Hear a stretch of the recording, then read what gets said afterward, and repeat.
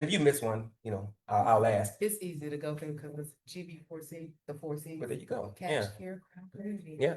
Market. And yeah, and those are key points. Mhm. Yeah. So yeah, hit them all. Yes. So yeah, and so if again, do you prefer that we wait until you're done for the questions, or you want us to ask throughout, or how do you want to do that? It's up to you completely.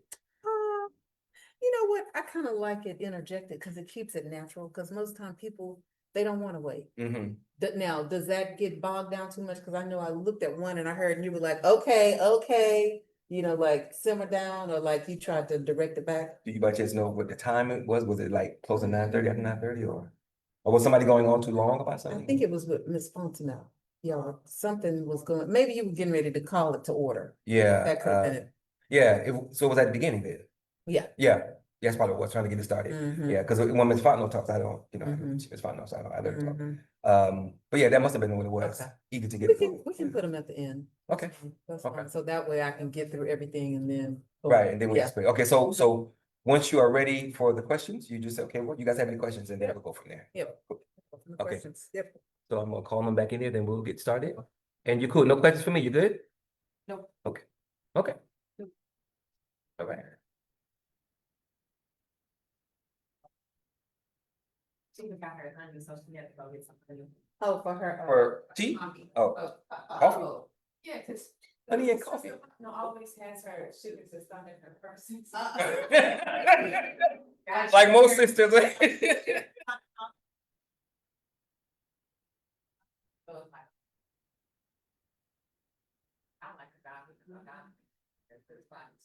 But you don't carry agave with you, do you? No. Okay. I mean, agave is awesome. It's a natural sweetener, but man. Heat rolls out. Wow. Where you from, the South? I don't do that often. Okay.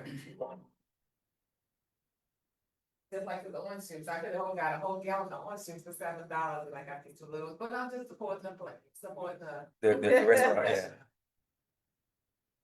Yeah, and speaking of which, Gretchen, as it relates to the location, that's why we're here, because I wanted a Black restaurant that served breakfast. Right. And when I was first getting this started, I was surprised to learn that most of our restaurants, they have brunch, they don't have breakfast. You know, and then it is it's a perfect spot, but it's a drive to get here, they're close. Yep. Yeah, Yvonne's lucky because she's close. Yeah, but I kept seeing the face sign of Gabby's. Oh. You know what I'm saying? And I don't know, but see, I didn't pop up them, did it? No. But I knew Gallons because, Gallons. But I kept seeing the marquee of Gabby's in my head, and I was like. Isn't that off 610? Is it what? Gabby's is off 610, isn't it? Gabby's off 610? That's not that far from here. So I'm thinking, please don't send me there. Oh, okay. They must have more than one location. It's a franchise, right? Yeah. Okay.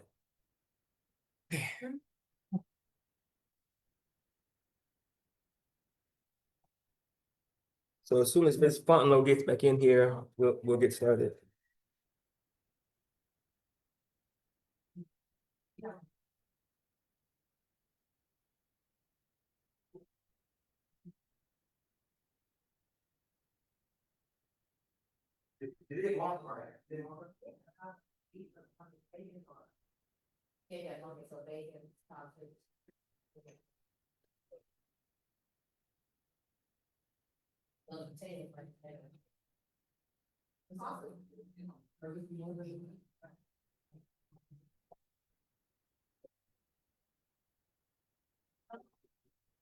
Okay, we're gonna go ahead and get started.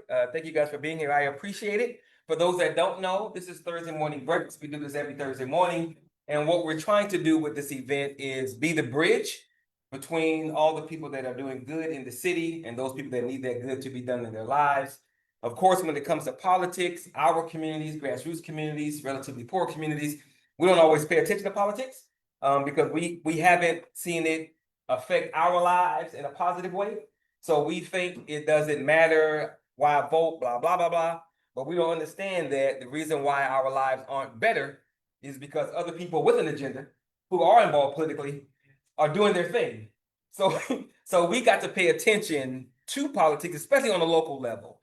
That's your traffic pickup, your schools, how the police treat you. All that is your day-to-day life on a local level. So it's extremely important that we not only participate with politics locally, but when we have someone who wants to represent us on a higher level, that has to be connected to the local as well, because they can't do their job on another level if they don't have the support in the community on the local. So this morning we have Sister Gretchen Brown, who wants to represent us in the 18th Congressional District. As everyone knows, at least even if you haven't been paying attention, it's been a hotly contested race and district because of the redrawing of the lines.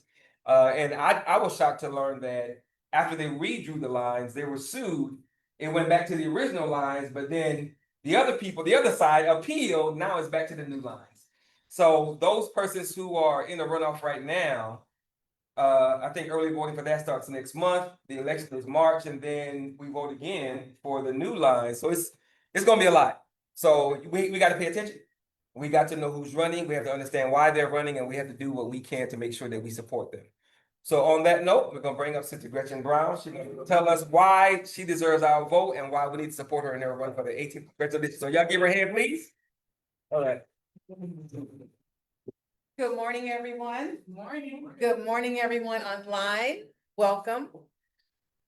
Good morning. So I am Gretchen Brown, born and raised in Houston. Grew up on MLK Boulevard, South Park. Thank you, Ms. Fontenot. This race to me is not only important, it's very personal to me. I'll tell you my journey of how I decided to become a candidate. And the reason I decided to become a candidate, it's because of not only what I see, it's also about what I've lived. And when I say what I've lived, that's everything that I've seen since I grew up in Houston and to where I'm back and forth in and out of Houston. Number one, I see benign neglect in some of the core parts of our district. Yes, ma'am. Benign neglect. These are things that when I'm on the trail, people are telling me about constantly. And so, believe it or not, one of the first things that I hear about is trash. Mhm. Trash everywhere. Now, normally when you're at the congressional level, you're not really concerned with that per se. You're concerned with other overarching issues like healthcare, jobs, employment, infrastructure. But this is cutting to the core of the people in the district in our core legacy neighborhoods. Another thing I hear about, housing costs, not enough space, places for families to go. And so the thing that really got me is because these periods and pockets of neglect, they just were not one-offs. We're not talking 5 years, 10 years. Right. We're talking 20 years. Yes, ma'am. So that means, picture this. Yep. If you are 18 years old, Come on. and let me tell you, if I constantly refer to the South Side, because that's where I grew up, so I know all the South Side. Right. So if you're 18 years old and you grew up in South Park, more than likely, you have not had a grocery store throughout your lifetime, from 0 to 18. Yes, ma'am. Imagine that. Yep. Now, I'm not shocked because when I graduated high school back in the 80s, we started losing grocery stores all on the South Side. So I've since gone to college, worked everything in DC, come back, and guess what? Still the same thing. Right. So this is where I said, wow, I see this all the time in DC when I was working in DC proper. The resources are there, not just for the things that I just mentioned, but for a lot of things. But you know what it tells me? Benign neglect. Come on. That means that, people are like, oh, whatever. The resources are there, but you have to know how to, number one, push for them effectively. Right. And really go after them. And I will say this as a side note. I know probably people don't want to hear about the current administration, but one thing you got to notice and give them, when they say they're going to do something, they push. Yes, ma'am. Yes, ma'am. They push. Yes. Yeah. And so that's how I've learned going through Washington. I know how policy works. I write policy for the different agencies. I work with the congressional committees, so I know how policy becomes what? Resources. Resources turn into good things for the district. They turn into funding, they turn into actual structures, they turn into larger things that help the community start scaling up. And so that was my main thing when I saw the lack over a 20-year period of nothing. Yeah. That really ticked me off because I said, you know what? They've taken us for granted. They've written us off. We're nothing. But I know we're not nothing because I know from whence I come from. And that's one thing. Throughout my entire professional career, working in DC, I never forgot where I came from. And so that's what keeps me grounded because these communities that make up the 18th, now the 18th is really just a big smorgasbord of a majority minority district. Okay.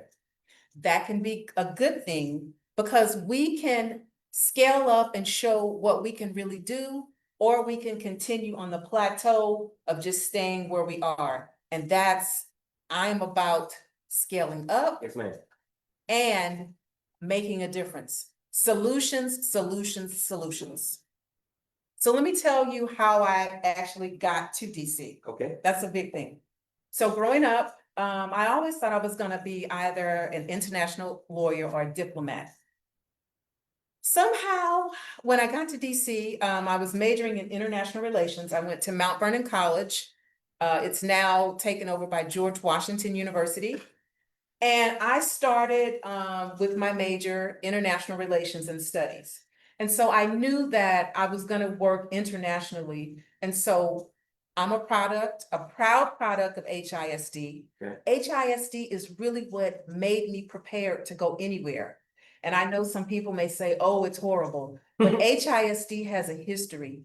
We got a very good education. My schools, my initial first school, when I lived off of Selinsky and MLK, it was Frost Elementary. I went there for a hot second, and then I was gone.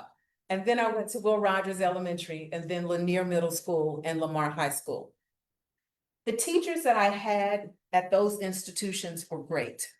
There were a lot of African-American teachers that were pulled over into those schools. And I will tell you, some of my core teachers that really made me prepared at a young age in elementary at Will Rogers, Mrs. Helen Hall, who's now deceased, God rest her soul. One of our assistant principals, Ms. Matillia B. Grays. Excellent teachers. They gave me the foundation to compete and to keep going. Lanier and Lamar, same thing. So when I went to DC to work, I already had that, I knew that I can compete. Yeah. And that's what we have to make sure that our children and our younger people feel and actually know so that they'll be ready for that larger scale. So when I got to DC, and I'm moving a little quicker, my first job out was as a contractor with Lockheed Martin. That contract was supporting the Pentagon. Now, y'all, I didn't really know too much about the Pentagon. The only person in my family that I knew of that was even remotely connected to that world was my uncle James in California, who's in the Army. But when they came to recruit me, they saw something that was definitely something that could take me on a national level to make sure that our country stayed safe. And so from then on, I went through various agencies, from the Pentagon to the FBI to Missile Defense Agency to Defense Intelligence Agency. And mind you all, this is something that not only do I do, but a lot of other people do. The thing is that it's just kept quiet. We have what we call non-disclosure agreements, and we take oaths. So things that we know and do, we have to keep with us forever. We can't just go around popping off saying whatever. And this is something that I want to encourage our young people within this district to look at, because our country is global. Mhm. We're global. And if you don't think we are, look at how tariffs and different things have impacted us. Yep. If you are a teenager, you probably didn't think that this had anything to do with you until you started ordering, different things from where? China. Right. You saw that immediate impact. So when I talk about these things, even if I talk about them at a higher level, we're all connected because all around the world, we're all doing what? We're reaching for that same resource, our phone, our computers that connect all of us together. So that's basically how I started going through and working at that level of federal agencies and congressional committees. So currently, I support the Department of Defense. And in this particular juncture of my life, I'm basically working with the top 2 congressional committees in Congress. Number 1 is appropriations. Now, when you think of appropriations, think of that root word, appropriate. That means you're saying this amount of money is okay to go here, or there. And we just all felt this in real time. And if you don't remember, all I gotta say is government shutdown. Mm. That's the committee that decides who's gonna get what. And when we can't agree, meaning the representatives, when they can't agree on how the money is going to be divvied up, Yep. we shut down. Okay. And I hate to be the one to say this, but we're running up on one very close. January 30, if we do not come to an agreement, we will be right back where we were. Another shutdown. Yes, Oh, really? yes. Oh, wow. Yes, we're Okay. already preparing for that. Okay. I'm off for this month. Yeah. And I go back at the end of the month, but when I go back on the 27th online working, Mhm. we'll be 3 days away. Okay. So, yes, we are. So appropriations, that's something that's real. A lot of us didn't know about appropriations until the government shut down. That's where you got to see the intersection of a federal agency, meaning the Department of Agriculture, coming in and kind of wrecking people's lives because what? SNAP was gone. It was halted. Yep. Unlike other states, our state, the governor said, no, y'all need to get this shutdown corrected. California said, hey, we'll dip into our reserves. So this is how you see the connection of federal agencies and real life problems crashing together. Okay. And so to let you know, I've always operated at the intersection of federal agencies and congressional legislation and committees. Okay. So I know how the money moves, but I'll back up first. I know how to write the policy that gets the money moved. Mhm. See, that's the key part. And for me, I know that the policy is only going to be effective when we have the community buy-in. That community buy-in is key because if we develop policy without it, it's gonna fail. It's gonna neglect a certain group. It may extend too far. We may miss something. So that's why it's key when you're having all these congressional testimonies, committees and things, you're looking for that input from the outside so that you can do what? Make sure you get the policy as tight as you can. There's always gonna be a couple of gaps, but the more you involve community, the better. Ma'am, did you have a question? I am so sorry. Yes. I have to go to another, my exercise question, but I just want to come and support, Tina. My question is, and I didn't want to disturb. Go on. And maybe I missed it. What have you done in order for you to, that qualifies, that qualifies you to say that you want to represent the 18th Congressional District?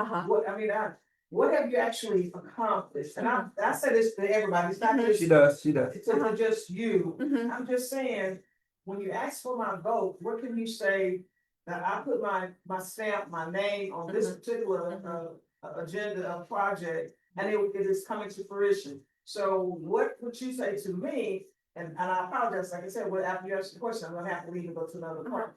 What can you say to me that will solidify my decision to say this is the person I need to vote for. Mhm. Okay, and so I'll repeat that. So her question was, what have I done to solidify getting her vote as a resident of District 18? So my background is national security and policy, defense policy. A lot of things that I do are done in the dark. So in protecting the country, that's the number one thing, making sure that our country is safe.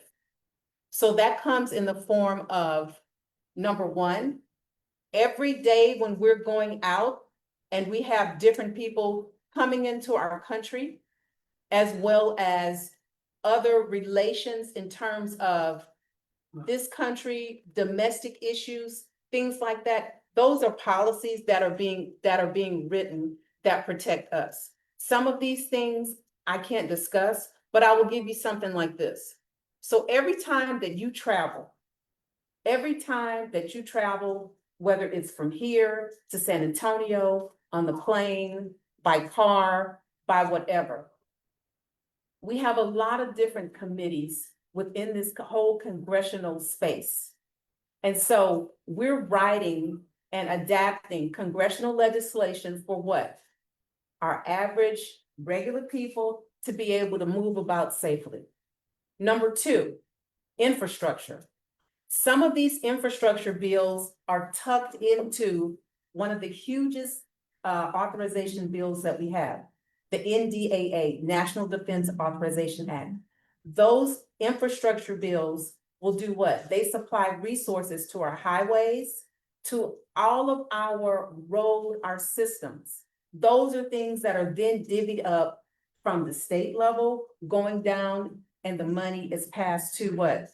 The city and the county. Okay. So these are things that a lot of people may not actually feel, but the widening of, let's say, I know they're about to do like 45, different things like that. There are different infrastructure projects that are tucked in. And this is a lot of times what can kind of get some things hosed up a little bit, because there's so many things that get tucked into these authorization bills, things that may not have to do with it, but in this case, that's one of the things. So infrastructure. So like now, a big thing is that we're seeing is that some of the infrastructure money is going to be redirected to other projects.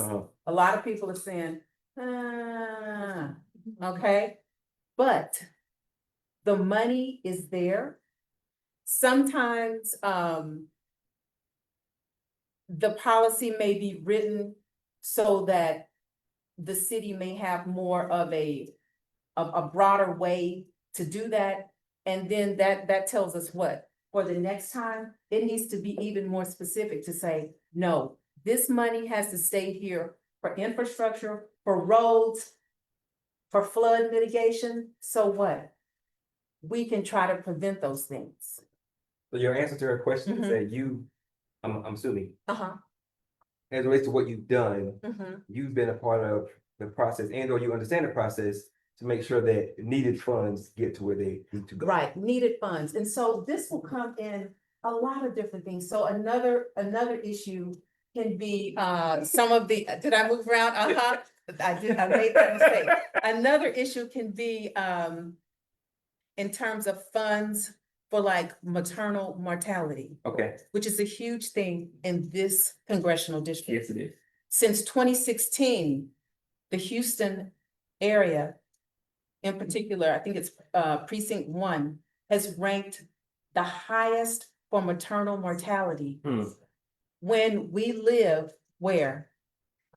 The medical center, Right. the top one in the country. And so those are things that funding is key. Yep. That's something that when you are attacking at the policy level, you have to have the insight to put that in there. So that means I will go in and tack that wherever I can. It may be a defense bill, it may be an agriculture bill. Agriculture will be good because agriculture links to food deserts. That's right. And care. Yeah. So you have to know how to think policy-wise, legislatively wise, in order to get that in there. These are strategic moves that are made every day. So when I see things unkept, it's either because someone doesn't know how to move them strategically, or they've just dropped off. Okay. So when I see this benign neglect, a lot of times it's just people having other priorities. And clearly 18 has not been the priority. Explain to me about benign neglect. People might not know what it is. A benign neglect. So when you don't have a grocery store for 20 years, Yeah. that's benign neglect. When you have trash everywhere and the federal agreement to actually try to mitigate some of that is gone, people don't care. Okay. So yes, so that benign neglect just comes and things just dropping off to the wayside, and it just carries on for decades. Would you say benign neglect equals ignoring? Ignoring? Yeah. Oh, yeah, definitely. Ignoring, Yeah. yes. People know that these things exist. Yeah. And I always use the grocery store because this is something that people within our district, they have experienced, not just for their lifetime, but for their kids and their grandkids. Yeah. So everyone knows what's going on. When you put your card in at the store, let's say it's in Pearland, as soon as you do that, all of your data is collected. Right. A lot of times sold too. And so they know where you're coming from, what you buy. They know everything, that data card. So if they know that I have a big population coming from 77051 Sunnyside, then why can't we get some of that to come closer in? Okay. Not only do we have food deserts, but Sunnyside has the highest asthma rate. Okay. That right there was very alarming to me. I learned that through, I think it's called SCRO, the Sunnyside, it's like a environmental justice kind of thing. Okay. It's a group. And so that was very alarming to me because it's like, wow, once again, we're right here, right at the footsteps of what? The largest medical center in the world. The world, yes, ma'am. And so our own are not being catered to. And so that right there is a huge, huge thing. But I'll come back to how else the policy is really important. When you see other communities having resources delivered, having actual shovel barrel where you see like tangibles, real stuff. Right. And I am not trying to tick anybody off, but I'm not talking about turkeys. Right. I'm not talking about line dances. Yes, ma'am. I'm not talking about any of those performative things. Right. The only performing that you're gonna get from me is when you get those resources. Okay. Okay? Yep. So that means that I have to be focused and know how to strategically move through those spaces. That's right. So I've been at those tables when those markups are coming, how you mark up and say, no, let's drop this. But then you have to scale up and say, okay, wait a minute. The stats say this group has this. Let's look for some collaborations and let's see how we can bring these things in together to actually deliver. We've gone out without in this district for too long. Yeah. It's no excuse. And something that I always say, and this is very, very near and dear to me. We often protect so much, yet we expect much less. Right. So we're protecting each other. And I don't want to step on toes here, but I'm just being me. Yeah. We gotta get beyond that protecting. The first thing that we should be protecting is our district, our community, our people. And how we do that is we actually deliver. When you're on a job, you don't get 10, 20 years to finally make that goal. Right. You have a time frame. Yeah.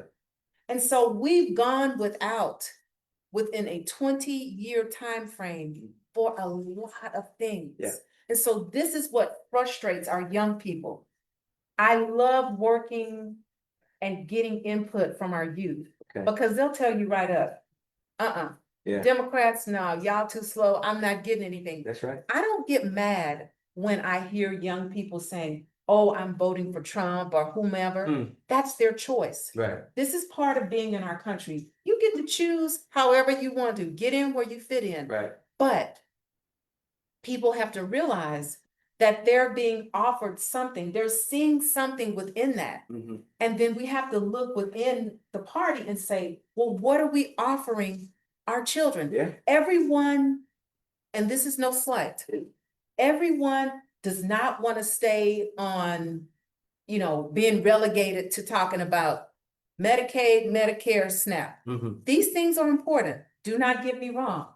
They are. But our young people, they are very smart, Mhm.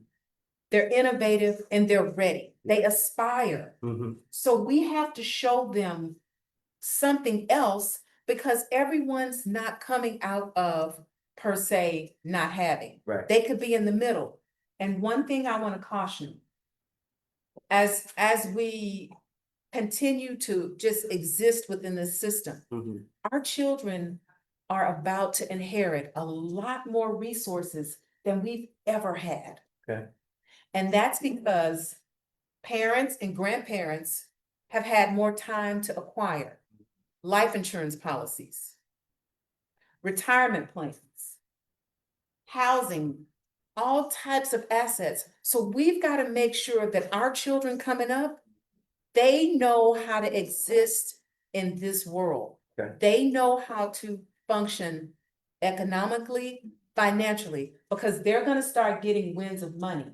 And if they're able to pool that money and have the resources and most importantly, the knowledge Mhm. how to flip that money, then we will start seeing that generational wealth come back.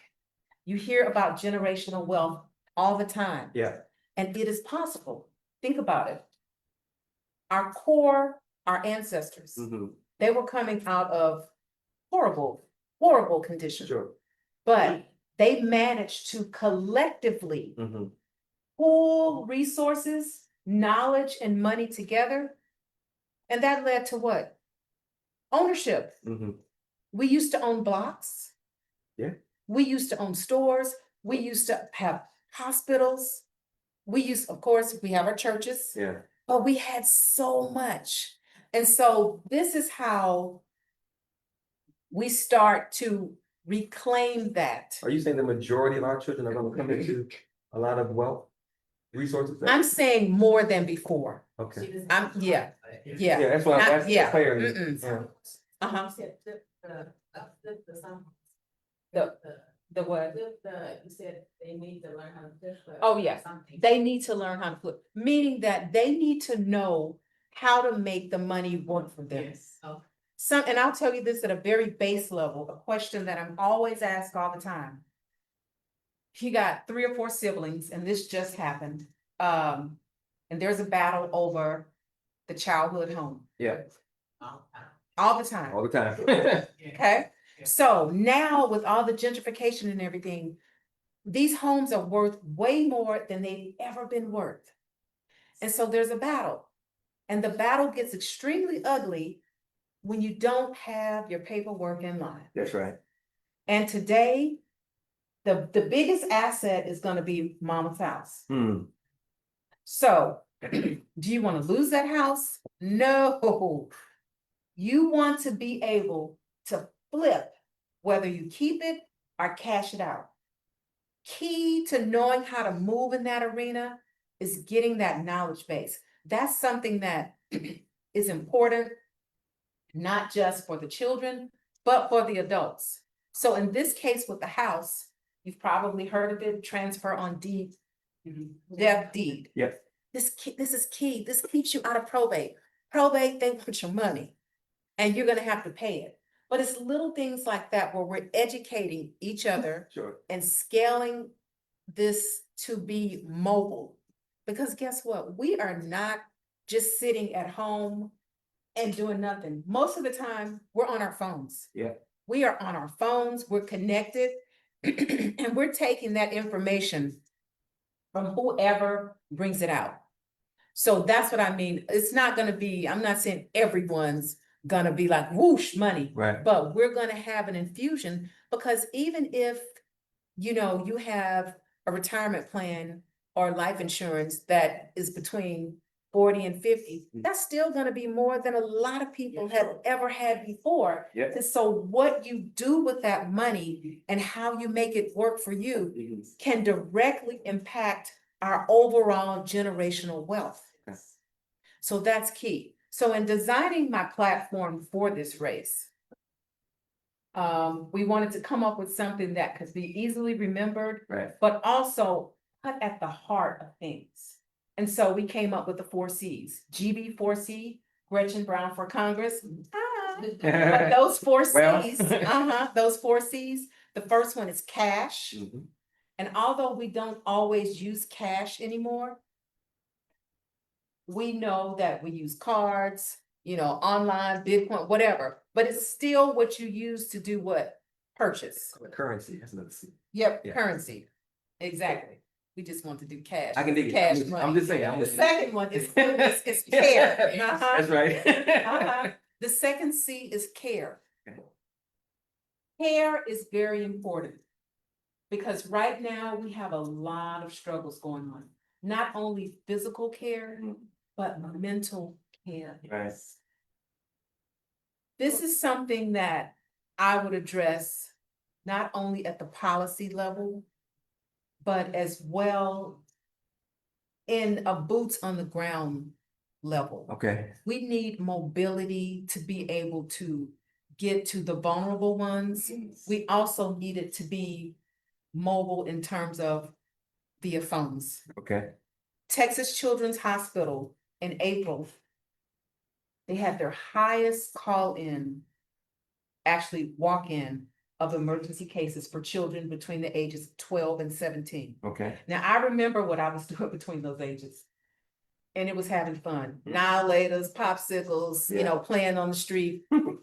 674 cases in that month alone. These are our children. Mm-hmm. And the numbers go down even to 9. And let me tell you something. This is not just relegated to other kids. This happens to our kids, African-American, Hispanic kids. These children are all grappling and trying to exist in this world, and they need help. So this is something that has to be addressed, because let me tell you something. Without our children, we're not gonna make it. Our Right. children, they're not just our future, they're our now. Right. And so when I look at that stat, that tells me we have a lot of work to do. We need to invest not only in the children, but in also the people that are caring for the children, to give them a break. Okay. Those breaks can come in the form of tax breaks. Those breaks can sometimes come in the form of funding for different programs that are really needed, especially throughout District 18. One thing that I know, working in defense, is that there's a lot of money, a lot of money. So most of the time, you know, that authorization bill, that what we call the NDAA, Yep. National Defense, it's gonna pass. It's gonna pass because it's about protecting our country.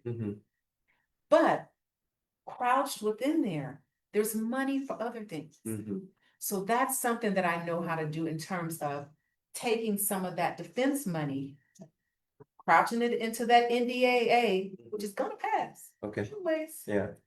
but then carving it out so that we can use some of that money to fund some of our innovation projects that are so key for our young people and adults too. And you'll be able to carve that out even if it's not related to defense spending? Yes, so let me tell you how it is. Okay. Within defense, we have a place called DARPA, which I used to work, Defense Advanced Research Projects Agency. Yeah. So if you look at some of our most enterprising, innovative young people around here, they do slabs. Okay. We've grown up with slabs forever.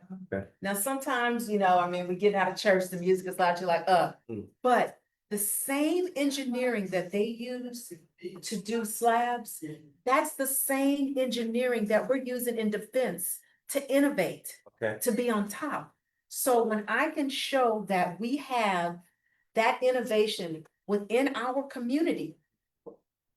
See, today, the innovation is coming from everywhere. You don't have to have that degree. You have to have that out of the box Sure. that's gonna pop. Yeah. And so our young people, especially in this district, but all over, our young people are trendsetters, are Mhm. innovators. Sure. Why not get that money here? Mhm. Why not have that break it lab where they can break it? That's what we're doing in defense. One of my first projects for DARPA, Mhm. we were in the mountains on the West Coast, the Mojave Desert, all that. We were testing autonomous cars, which Okay. led to Tesla. Yeah. So a lot of the universities Mhm. were participating in that. And my question was, okay, we need to find out how we can diversify who's actually coming in and participating in this. Mhm. Because the world's not just one color, Right. it's multiple colors. And we have the knowledge base. Mhm. So that's how a lot of times this stuff is learning how to work strategically Mhm. within that legislative framework to get the money. I don't care who it comes from. Right. I don't care. I'm not gonna sit and go, oh, this, no. Yeah. We're 20 years flat on everything. We need the money. We need it now. Okay. Quick question. Mhm. And we need to get to the questions actually. Yep. Because of the time. Yep. Now it's not uncommon to Uh-huh. hear someone running for office. They have great ideas. Right. Everyone has great ideas. Mhm. But not everyone is able to tell you realistically how they're going to fund that great idea. Right. So are you saying with your understanding of how legislation works, how to Mhm. write it, you've been involved, you've been in these meetings as far Mhm. as funding that's available, are you saying the ideas you have with, is it 4Cs, right? Right. Are you saying that your 4Cs can be funded with the money that's already there per your expertise of how to get that money? Mhm. Is that what you're saying? So this is what I'm saying. Okay, Because I know how the money moves. yes, ma'am. And how you have to write the actual policy Okay, within that guideline, within that form. yeah, I know how to structure it so that we get that. okay. So in terms of, like I was just saying, the innovation for the youth, Mm-hmm. I know exactly which agency I'm going through. I'm going to defense Okay, because that's the hot thing. That you, if you have any of that knowledge base, or if you have any of that out of the box, that's gonna scale up to something poop, mm-hmm. that's what we're looking for. Okay, In terms of, let's say, let's go back to food deserts. okay. There are currently 2 pieces of legislation on the book in this Congress Mm-hmm. pertaining to food deserts. Okay, They're probably not gonna pass this year because everything's a hot mess. okay. But by the time I would get there, ding, guess what? You don't have time in Congress to just be, recycling over and over. Right. This is what you do. You go in, look at those 2 pieces, Mhm. see, okay, are they still good for now? More than likely they are. Mhm. You get with the original sponsor. So one of the sponsors was Andre Carson out of Indiana. The other one was a bipartisan. You hop on one of those, you take what's good, you recycle it, you add a little bit to it if needed, and then pass it. More than likely, if things change over and Democrats get back in, there's gonna be a very better likelihood of that passing. Okay. So you need to be ready to move when it's time. I don't need to go and rewrite that legislation Mm-hmm. because we're all sharing and Right. collaborating on It's that. already there. It's already there. Yes, ma'am. So if it doesn't pass this year, boom, that's gonna be one of the first things that I do. Mhm. Hop on that and say, okay, my district has been, bottomed out for 20+ years. Mhm. I want to get in on that. And they'll be like, yeah, because the more, the merrier you have. And then you get to group and collaborate with other districts around the world, around the country Mhm. that are experiencing the same thing. Okay, That's another one. okay. Mhm. Yes, ma'am. Sorry, Uh-huh. I missed the other 2, so the Uh-huh. 4 Cs is cash, Care. The third C is crime. And I kind of, Okay, I thought you already mentioned it, I did. But she- Yeah, I hadn't got to that. That's okay. So the third C is crime. And the crime is dealing with, mainly with our younger people. And it's not to punish. Growing up, I can remember my mother going to prison ministry at Southport Baptist Church. And her running into students that she taught. Mhm. And I always like, what happened? This, that. Yeah. Sometimes things fall apart. Sometimes, families need help, different things, but this is about reclaiming, helping the youth before they get to that level. Yep. And this is something really important. And this is a targeted. And it is what it is. Our Black boys. Mhm. Very important, very precious. All of our boys are, but they're at a crisis. It's a crisis situation. So we have to make sure that we target not just what they do, but what they can become. Right. And so this is key in making sure that we have programs that will be funded. Right now, we have an excellent setup because we are within the Port of Houston Ship Channel. There's so much money that comes in and out of there. Mhm. So much money and so much economy that we don't fully participate in. Okay. And so when you hear about economic mobility, Mhm.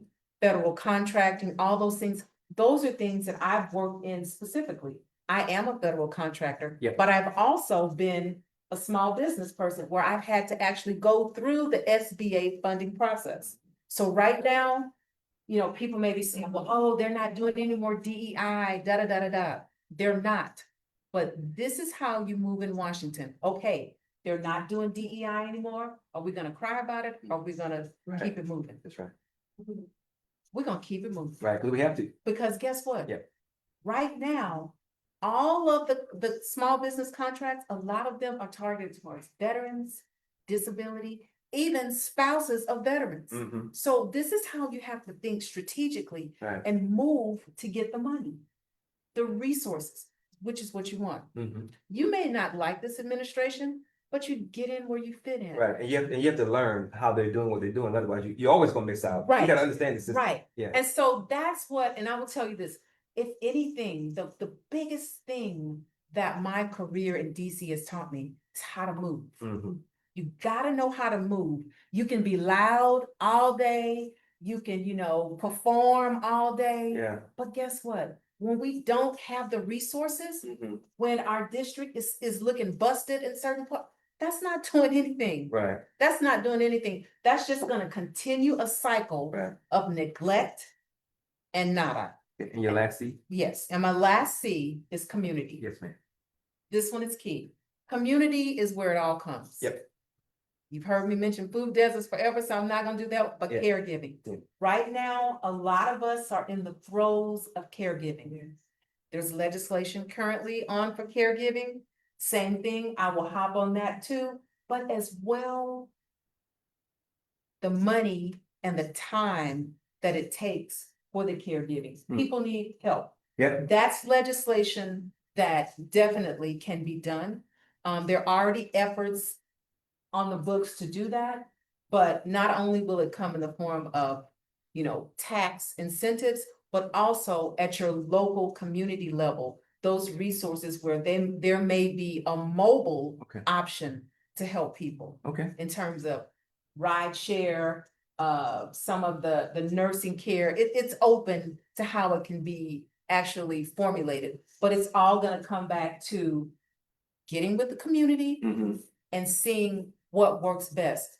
Because if we don't write the policy issues and the policy itself, that's gonna reach out to the community, it's just gonna fall flat. And and I'll tell you this, in the defense world, Mhm.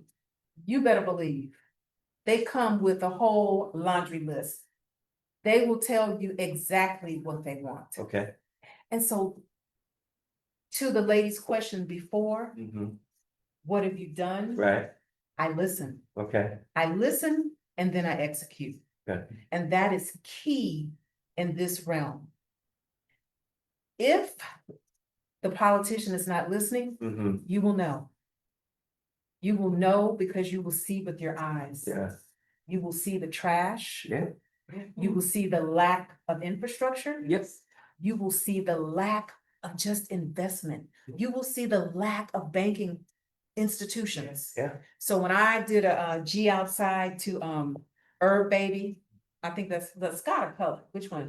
I think Scott, my cousin was with me, but one of the owners told me. Wait, wait, you said when you did a G outside? Yeah, I call it G outside, where I'm going around in the community. Oh, okay. So my Facebook, so I go to a lot of small businesses. We've gone to Herb Baby, we've gone to Big Tech okay. Speed, Okay. Butterfunk, all that. Gotcha. So when we went that day, Felix, hey Felix, shout out.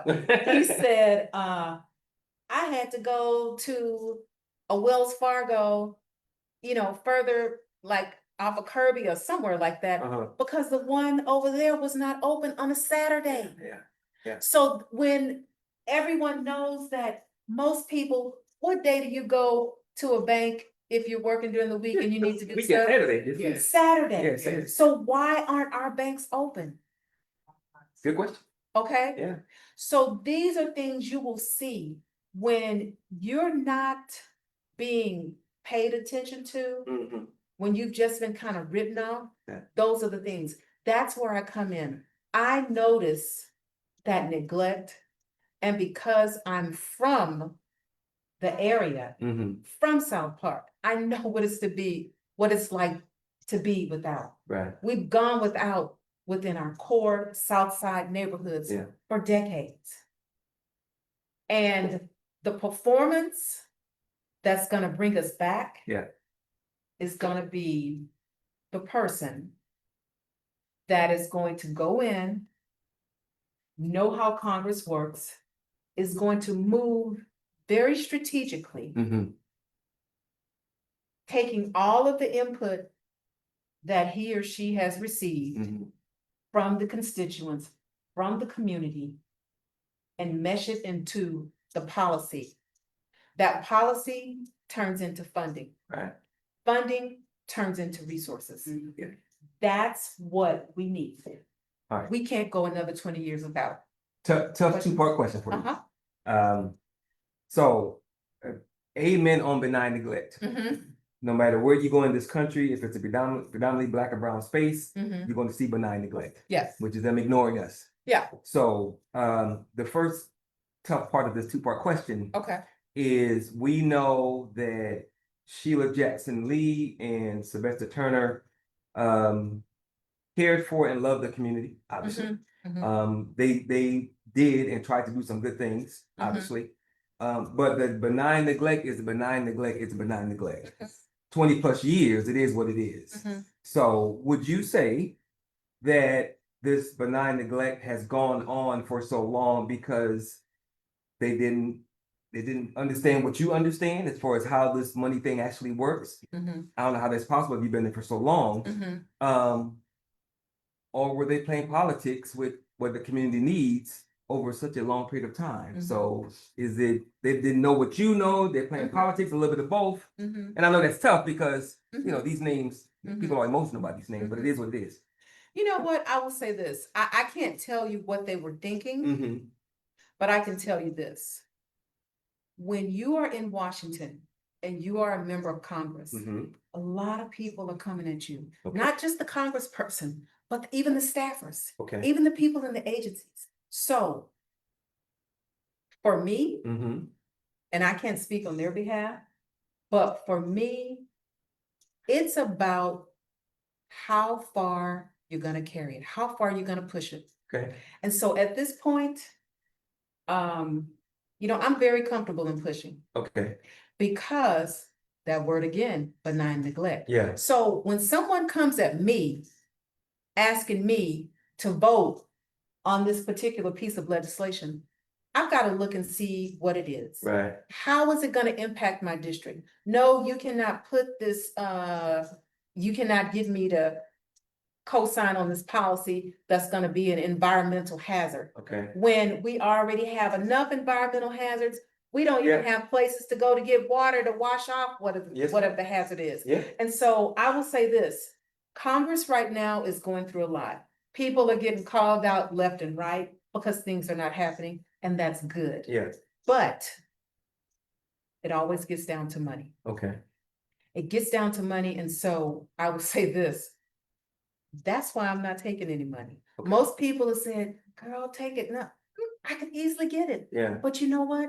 I wouldn't be able to focus on you okay, because once you start that acceptance, yeah, that's where the control happens. that's where the control. See, Yeah, no, they can't control me. right, I'm on my own. I'm me. right, I can talk about food deserts, trash, environmental impact because I'm not beholden. right, I know how the system works. I know how things get choked up. yeah, When we're on that last piece of legislation Mhm. and somebody wants to dump in something for what?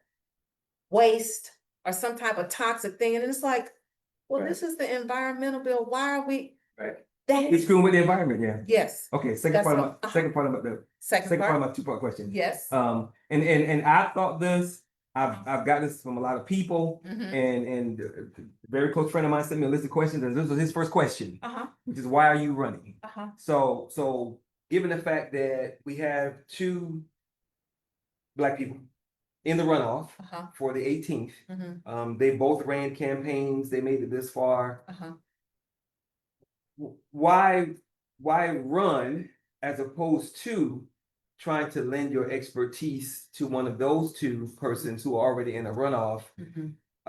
Because your running could and probably will Uh-huh. confuse a lot of people. So Mhm. why are you running? Number one, I'm running because of the experience I have within DC Mhm. at that level of making things happen. The intersection policy Okay, and agency. okay, Most of our people need help at that agency level. yep, It's critical. So when you talk to your grandmother, your aunt, they're gonna holler about a couple of things. Medicaid, Mhm. Medicare, and if it's your uncle, probably the VA. Okay, I know those systems. yeah, I've always worked at that federal level. So my experience is federal, okay. not local, not county. Mhm. That's what you need when you're going to Washington. Okay, You need to be able to go in day one with your staff, Mhm. ready, and make it happen. okay, Not deflecting, not projecting, not performing, making it happen. okay, Part two of that, and I hear people say this a lot about, well, why don't you let this person or this person?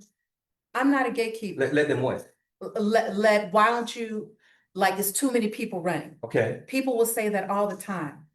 And it tends to be more so in our community, so I they said, think. why don't you let them run and set? No, not to me personally. Oh, okay. But I've heard it just like on the news or, Okay. on social media or Okay, different okay. things like Yes, that. ma'am.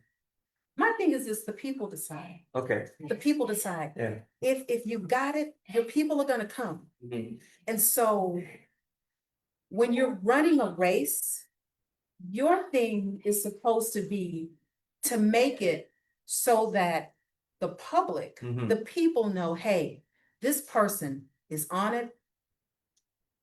They are comfortable Mhm. in where they're going, and they have the expertise to carry it forth. Right. And so the people will decide. So we have the special election going on. Mm-hmm. People decided. It was lopsided. Yes, ma'am. So now we'll get to see what happens at this point. Mhm. But the people decide. Okay. And the expertise in running for these positions are just that. What is your expertise? What do you have to offer? Mhm. And so it's up to each person when they vote to make that determination. I always say the people decide, and I remember Ms. Jackson Lee saying that too at her last thing. Nobody owns these districts. Okay, The people decide. right. And that's the beauty of it. That's America. Yeah. That's our country. Okay. That's our freedom. That's a very good answer. Before I ask my next question, anybody else got a question? Uh-huh. You do, Ms. Butler? You always got a question. Uh-huh. Oh, I'm too far. Let me get Girl, I back. tell you to stand still. And I realize this is going over the whole city, Uh-huh. but my concern is South Park. Every Right. time you pass on a different street, It's bad. nothing but rat. Yes. How does the city expect, Mhm. what is that called, that they're expecting to have in the city? Oh, the World Cup, The World Cup. the World Cup. The Uh-huh. World Cup Right. doesn't want to come to a trashy city. Right. And they're working hard now trying to get things done, but I will tell you this. Trash everywhere I go on the trail. Yeah. That is the number one. Mhm. And I have one lady, hey Shamika, who said, trash is it, Gretchen. Yeah. So I started digging.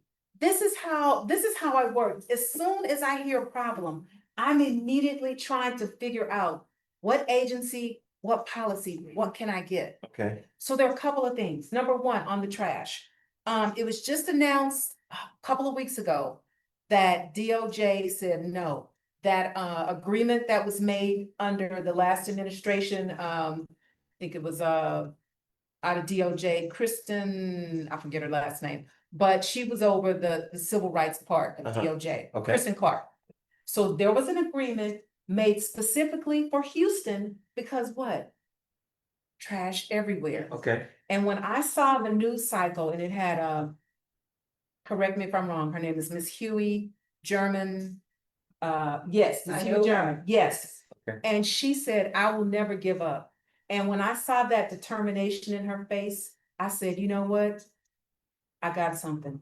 Mhm. Number one, this administration is getting at the tail end. You're starting to see it because people are, announcing their candidacies, they're ramping up for 2028, all those things. Yeah. But it's discontinued for now. But here's what you do. Number one, that was an excellent agreement because we saw tangibles. We saw that federal oversight Uh-huh. and monitoring starting to help make sure that those things were picked up. Once it was gone, it was like, oh, okay, we don't have to do anything locally off the hook. Yeah. So getting that reinstated. Number two, under the EPA, they have a couple of programs. Some of these programs have to go through the city, Mhm.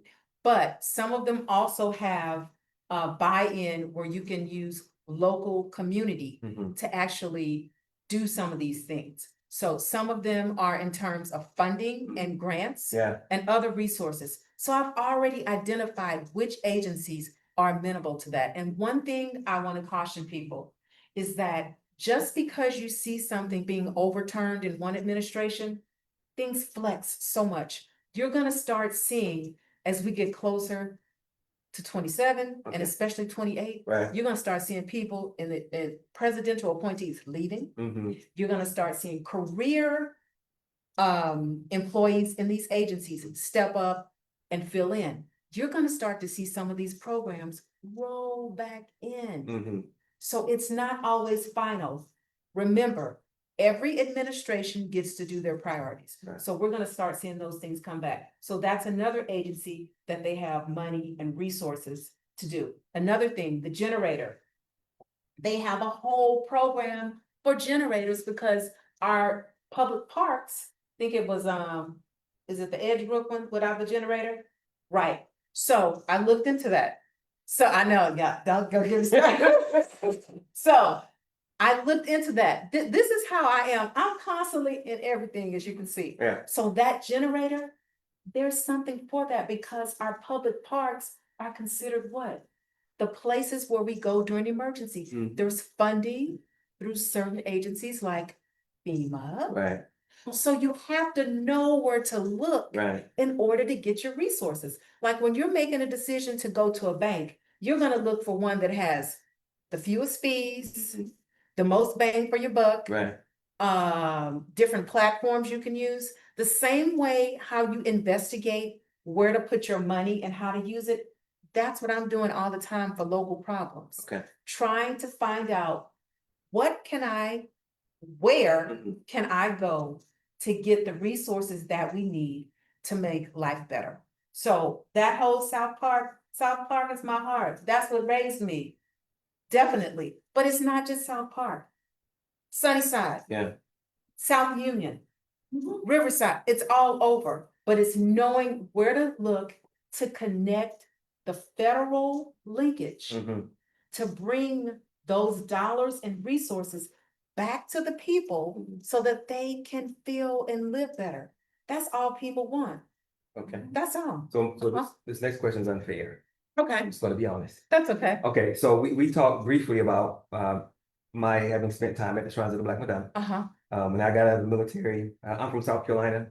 Left on Saturday, got here on Sunday. Mm-hmm. Left on the Friday, got here on Saturday. Joined on Sunday. Mm-hmm. After my first visit, blown away by the church.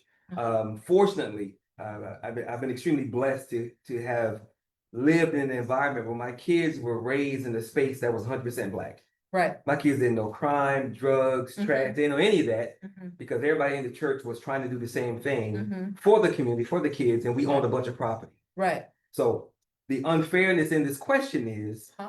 of course, you understand the importance of, as you just said, linking your congressional seat to the Mhm. local. Mm-hmm. If there's no linkage, it's not gonna work. I don't Mm-hmm. care how much money you bring. Mm-hmm. So the unfair question is, how are you going to work with the local Mm-hmm. to get the people to care? Mm-hmm.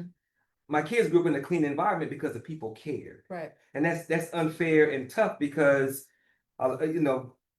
benign neglect is what it is, Mhm. but the people allow it because they continue to vote for the same people and they don't see the results and keep doing the same thing. Mm-hmm. So, as a congresswoman of the 18th, how are you going to work with local leadership, local community, local organizations to try and get the people to care about the trash? Because if you cared about the trash, you would need the money to pick it up because you would care about the trash. And that's unfair question, but I gotta ask. I think it's good. Yeah. Number one, you gotta go to the people. Okay. You gotta go where they are. Okay. So like when I go to Baker Ripley Senior Centers, Mhm. and you gotta take it, cause they gonna give it to you. Yeah. Them seniors gonna wear you out, Yeah. and I love it because they tell you, you don't have to They gonna tell you the guess. truth? Yes, they Yeah. tell you the truth, Yes, ma'am. and you don't have to guess what it is. You gotta listen and be respectful to their concerns. Mhm. Then after that, I need to see who can I pull in. Okay. So I've got a senior center here. Most of the seniors are gonna tell you about the grandkids. And so then the grandkids are gonna come because what? Grandma told me to. Right. Grandma's gonna connect me to the pastor. Mhm. The pastor's gonna connect me to another pastor, then the pastors from on that, but then it's gonna spread out to the business community. Okay. And so the approach has to be multi-pronged. It can't just be a flyer, pop up, as my cousin Stephanie says, It's gotta be digital. It's gotta be creative. It's gotta be innovative. And you know what? It's gotta have an incentive. Yeah. People's time is valuable. Mhm. These kids are running businesses. Yeah. Okay, Yeah. so we have to link it so that there is an incentive that they can actually Benefit from it and benefit from. And so that's gonna require creative thinking, Mhm. which I'm good at. Yeah. But the creativity to see how we can monetarily or resourcefully Mhm.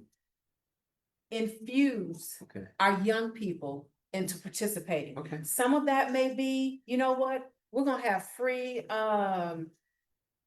some type of AI classes. Okay. AI is the big thing. Yep. People will come in Yep. and it's gonna be doing multiple things at one time. Okay. It's gonna be educating.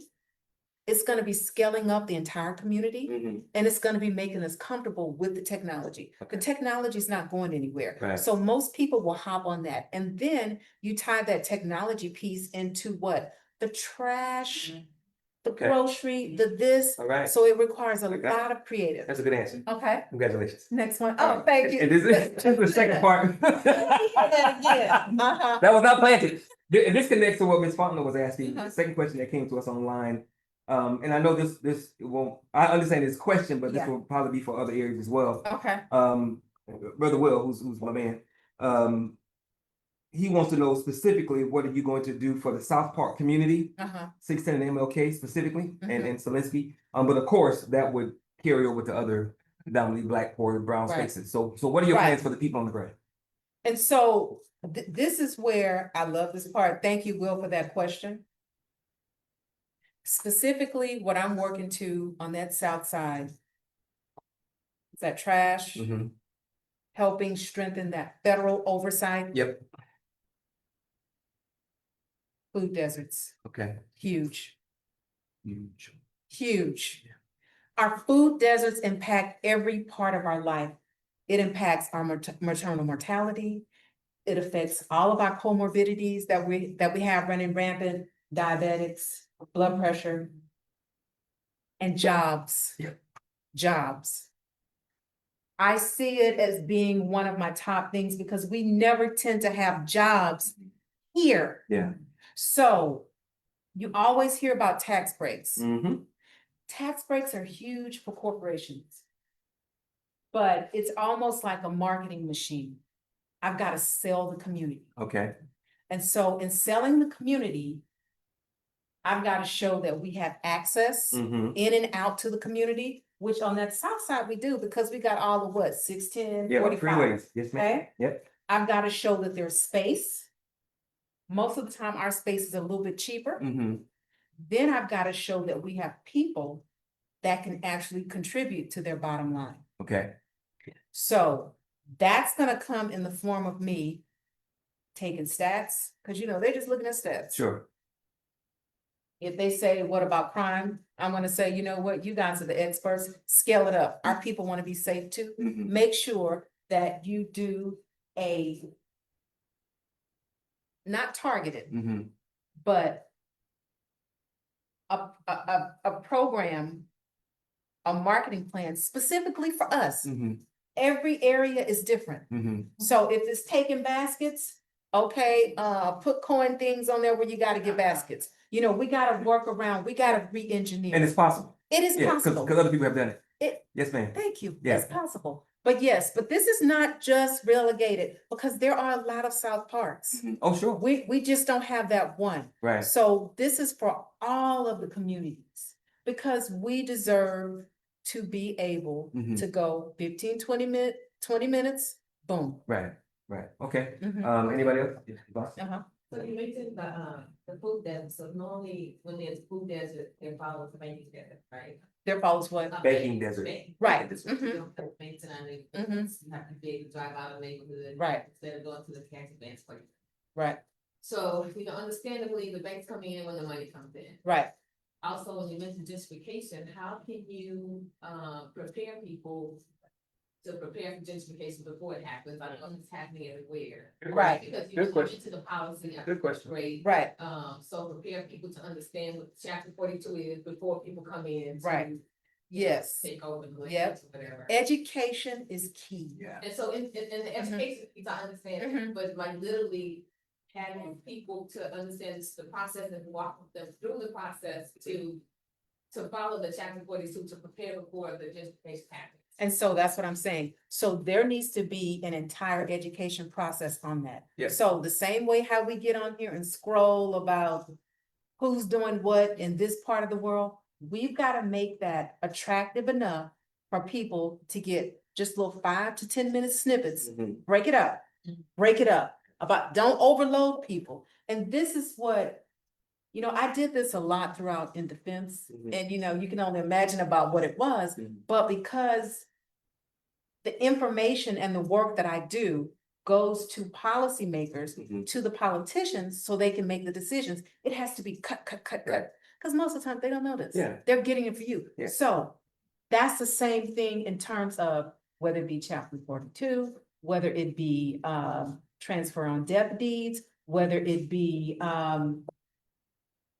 just how to move your money and the importance of having those core documents that you need. A lot of it is paperwork.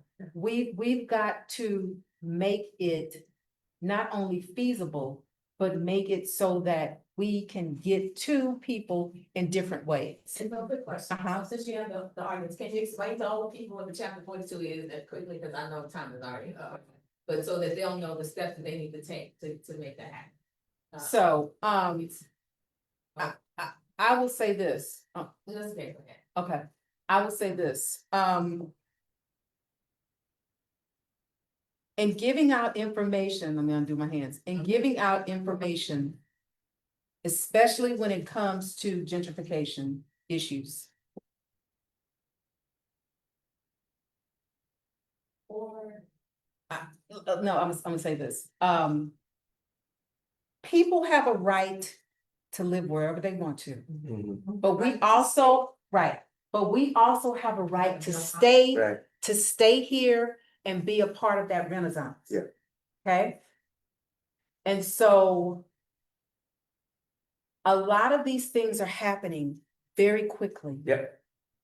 Something that a congressperson has to do, you have to work with the local. Mhm. So when those local ordinances come, you're 42. That means I need to have a relationship and I need to already be feeding into that. Mhm. I need to be looking ahead.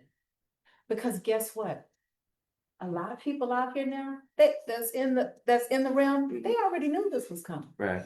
So you have to look and say, how did they participate? Yeah. Did they say, this is gonna impact Mhm. big time? Or did they just say, ooh, Yeah. and turn away? Yeah. So that's where that starts, because even though the congressional person is at that federal and you're going state and local, Mhm.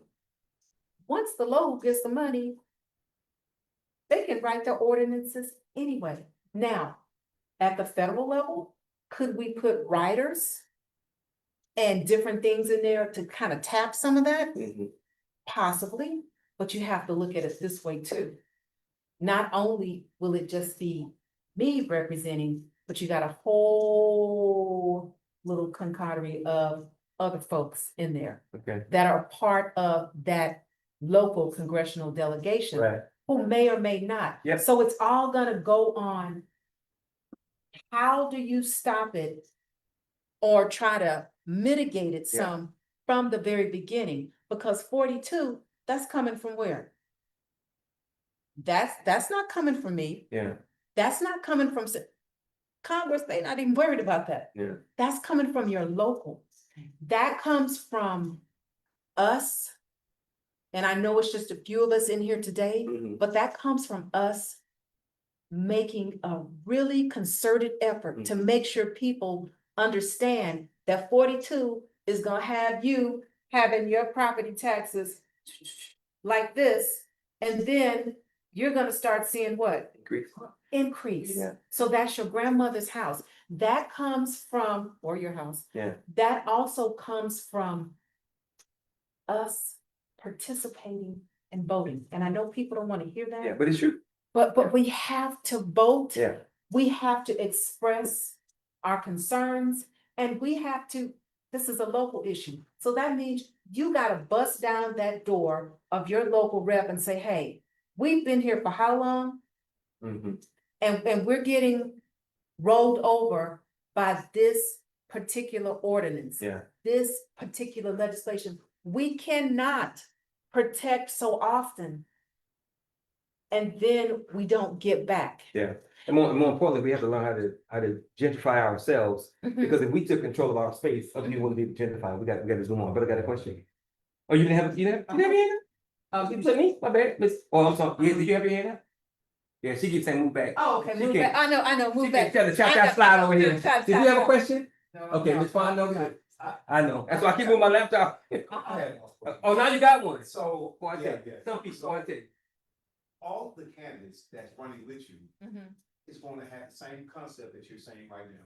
They're gonna come and talk to the same people and say that they're going to fight for the community, they're gonna fight for the district, they're gonna bring this all back.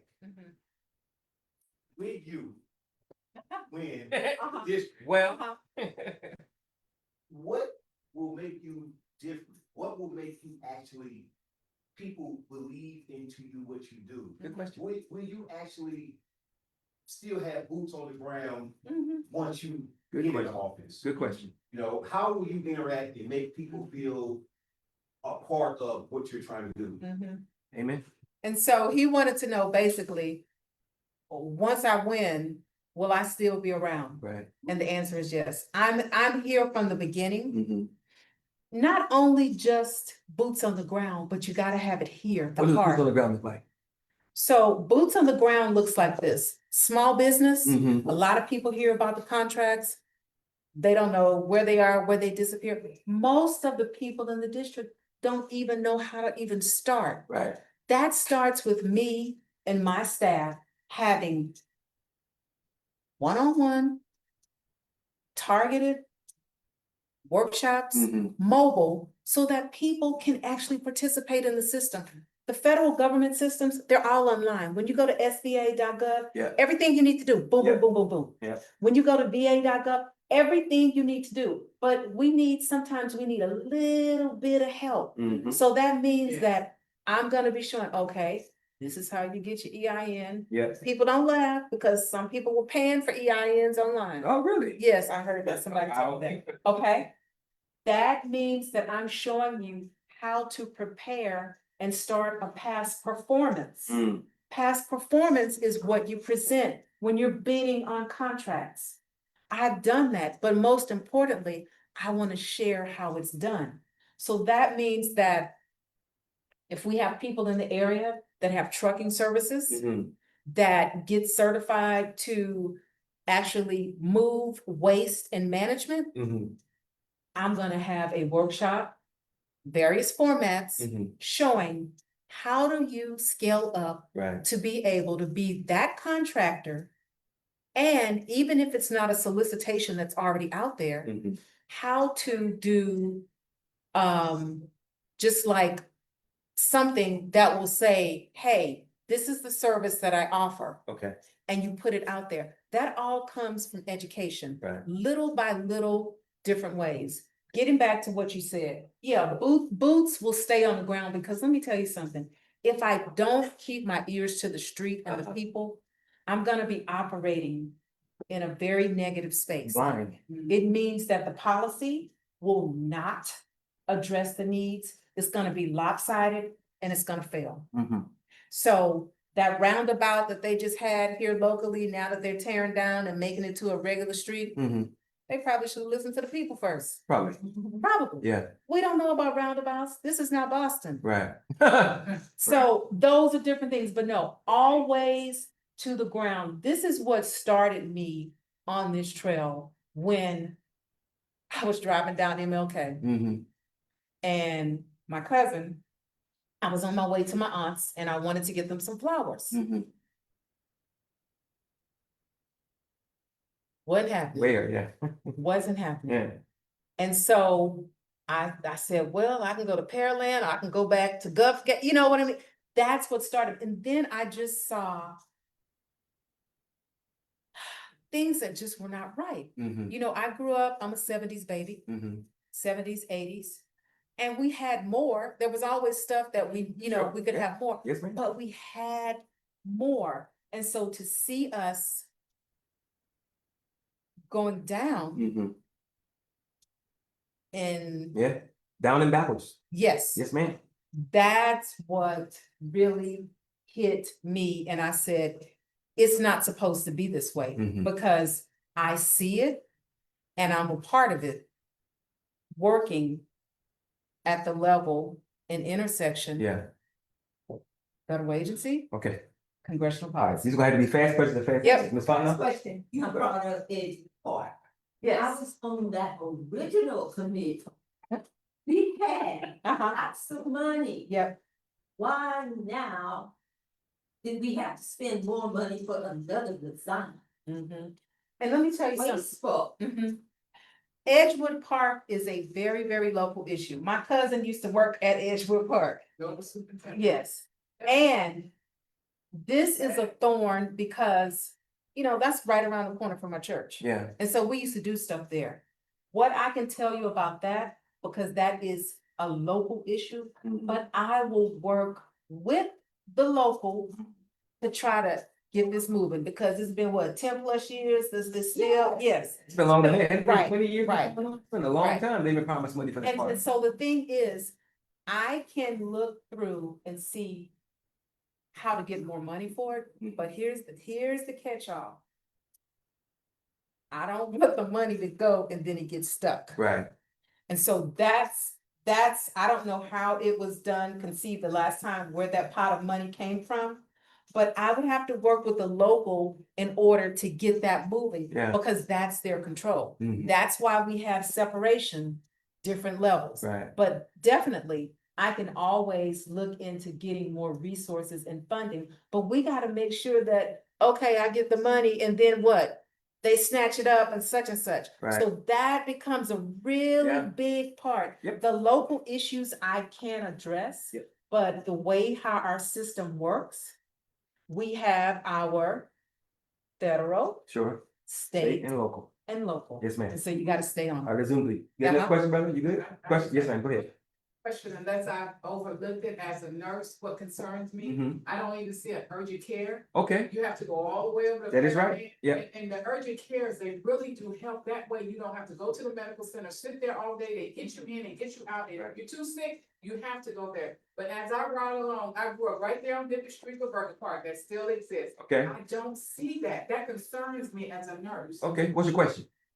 The question is, would we be able to have like some type of urgent care put out in that area? Okay.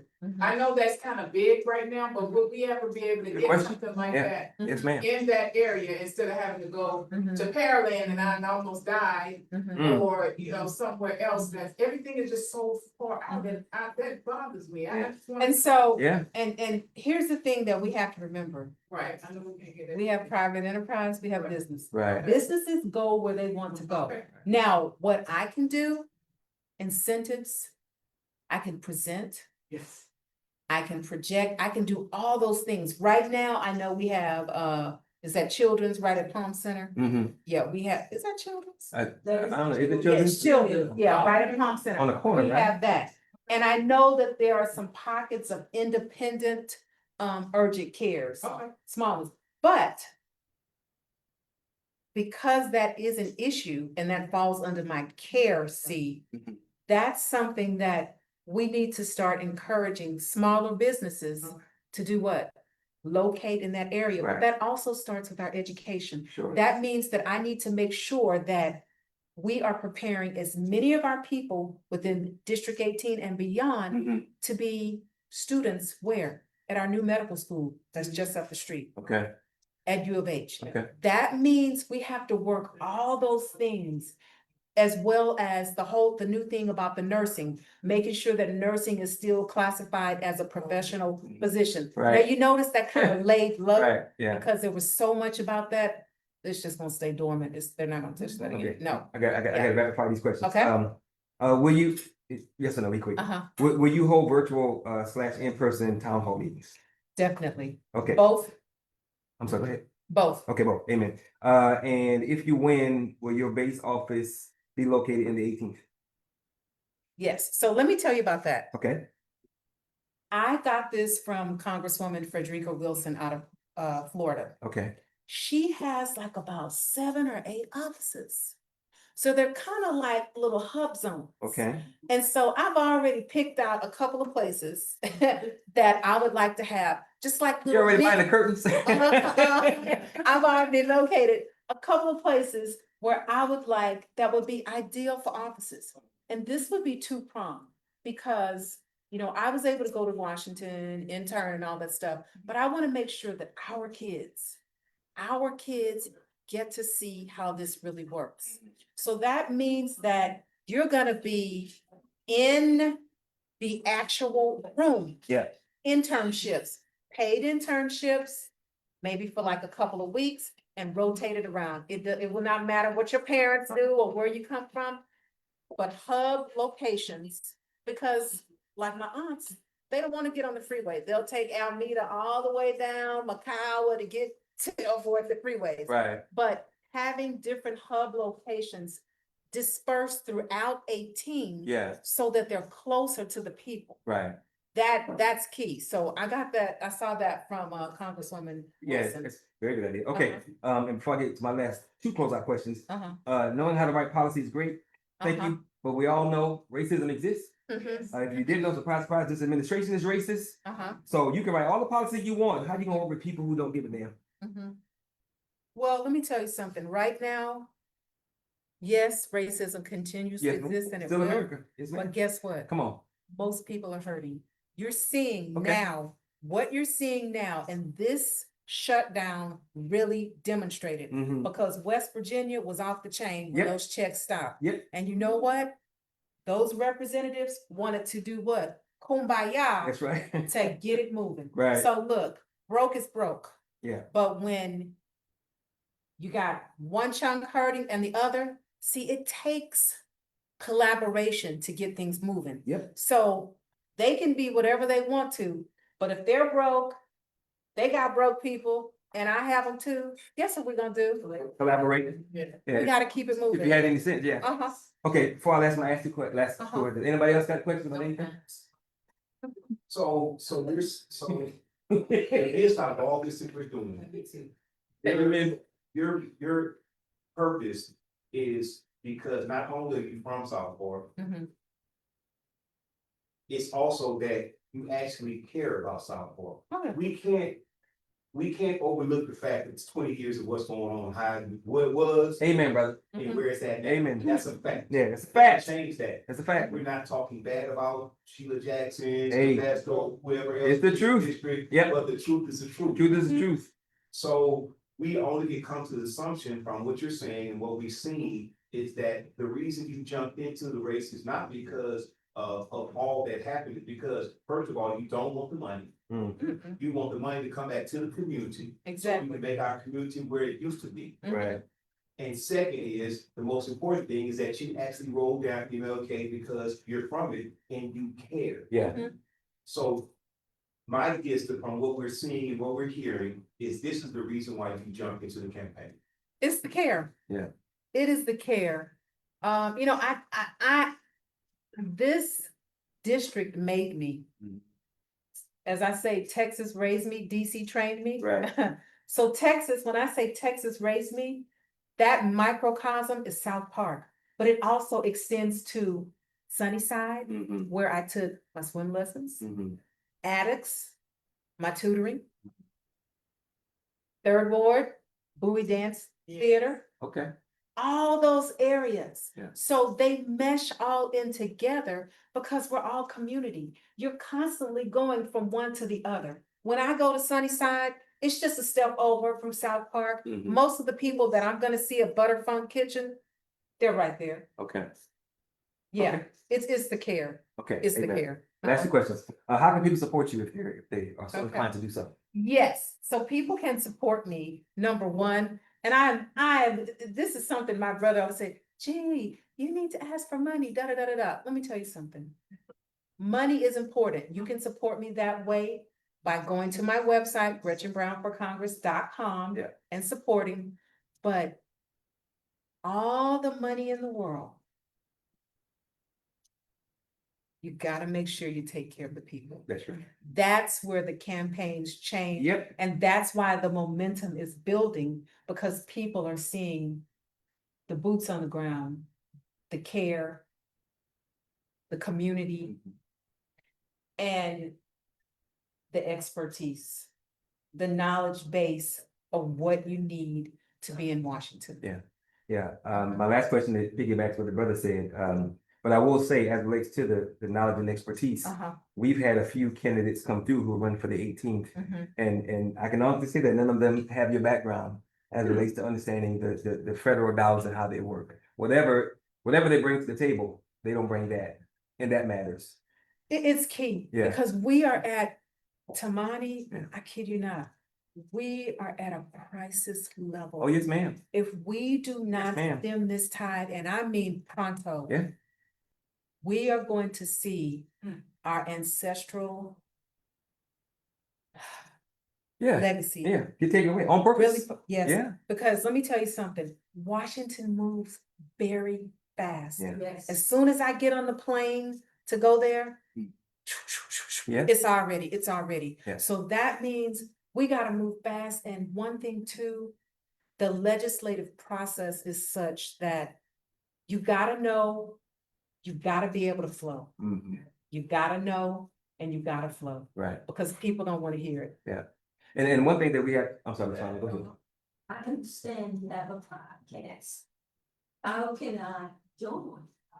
Yes, so I will be starting my YouTube probably next week, and I will put you on that list, because let me tell you something. Mrs. Fountain, I appreciate it. I had heard about you, I think through Larry Smith at my church. Yes. Yes. And so when you showed up at my little donut thing, I said, oh, how sweet. And so this is what I'm talking about when you listen. Respect to the elders so that you can build. I may know policy, I may know Washington, but you have way more time here. And you can give me insight into, we did this back here, this worked, this didn't work. And then I can say, well, hey, you know, there's a clause in such and such. I can come with that tech, whatever. We can fuse it together. My biggest things, we're stronger as a collective than we are individually. That's right. We have pockets running everywhere, all throughout the greater area, Yep. making great success. Right.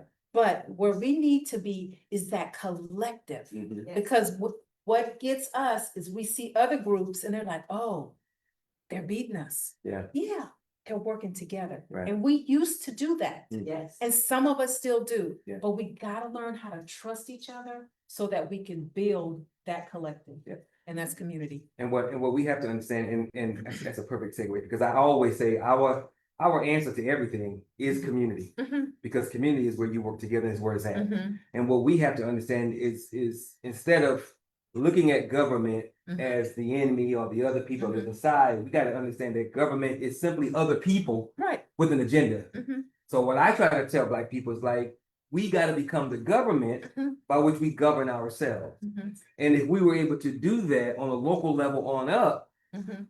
the problems that we have, we wouldn't have, because we would be the government, but we're always trying to give government to somebody else, which is wrong. Last question, Uh-huh. why is voting for you the absolute best, most prudent, and smartest vote? Mhm. Voting for me is, as you say, the absolute, The absolute, the most prudent, most prudent, smartest and decision smartest decision. because of the experience and the care. Not only have I been in those rooms, not only have I started from step A, from policy inception all the way through, but also making sure that it comes before this particular committees, those markups. Yeah. When you're dealing with this legislation, you're going through tons and tons of reviews, right? Very quick, Mhm. very rapid. You don't have time to like think like, oh, this or that. You're making time, like on the spot decisions. These decisions ripple. And so I've always been in that space where a lot of times the work that I'm involved in, it directly impacts people's lives, their livelihood. And so right now, at this crisis point, where we're seeing our neighborhoods fail Mhm.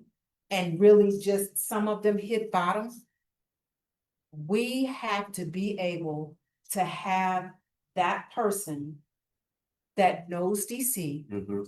that knows how to connect the dots of the federal solutions to local problems. People definitely want to see things get better.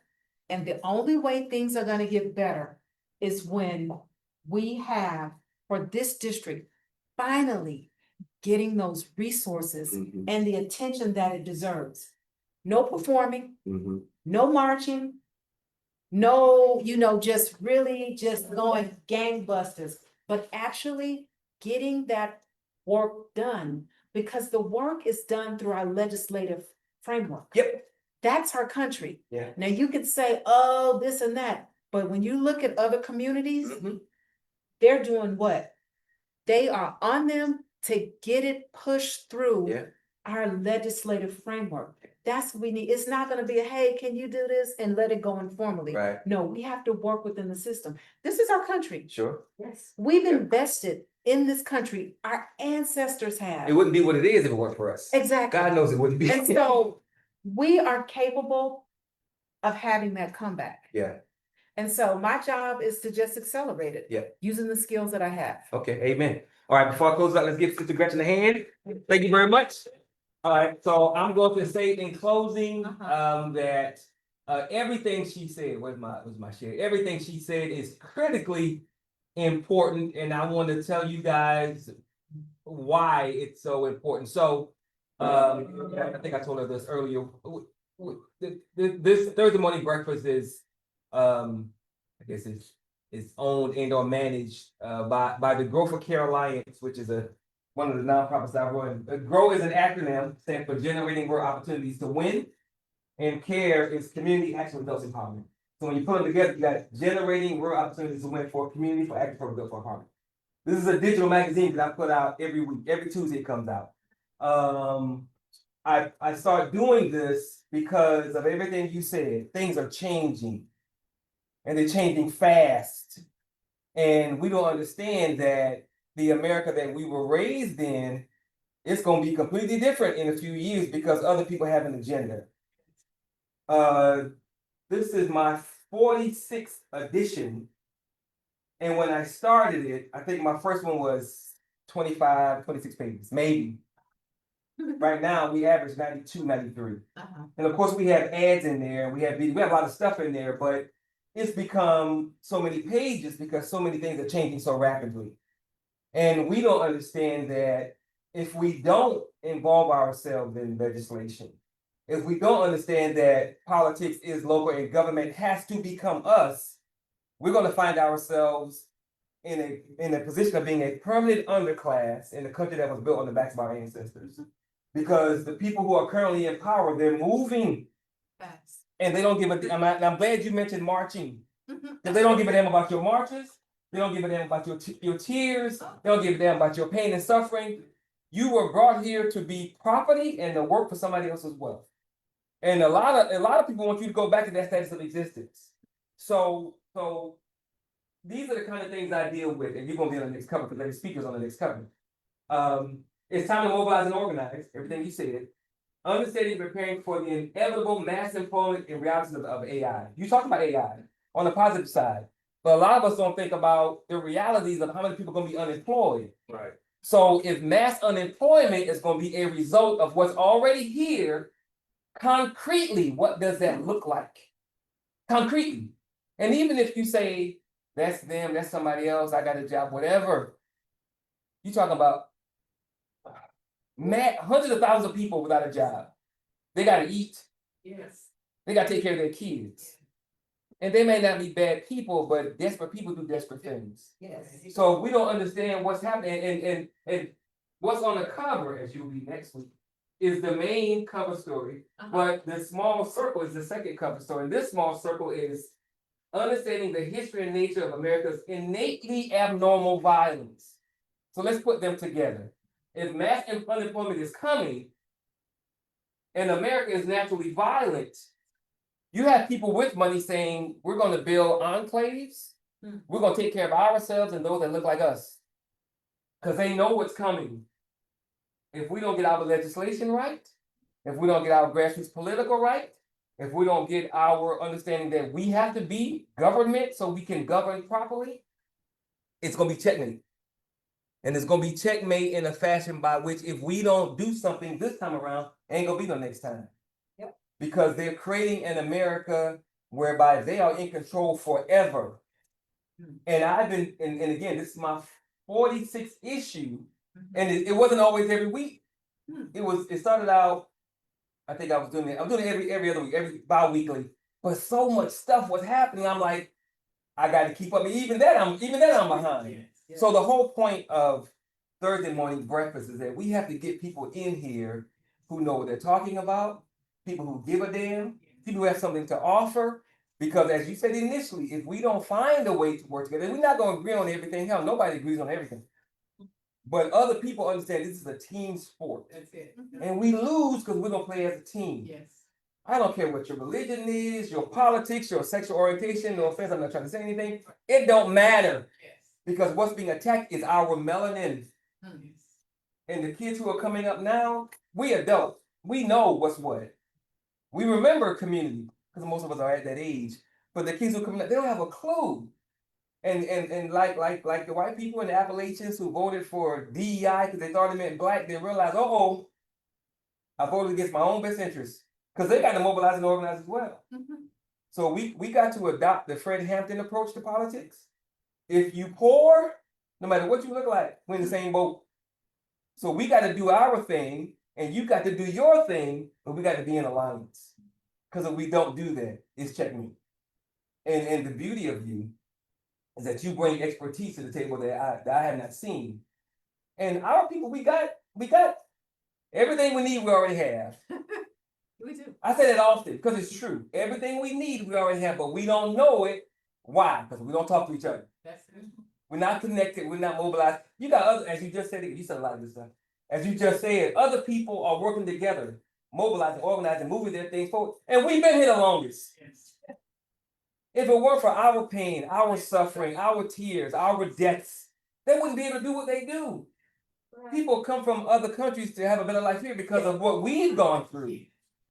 And we don't even do our part to make sure that if there's a Chinatown in every major city, goddamn, why we ain't got no little Africa? It's intentional. Of course it is, but we gotta play the game. Yes. It's intentional because we allow it to be. That's good.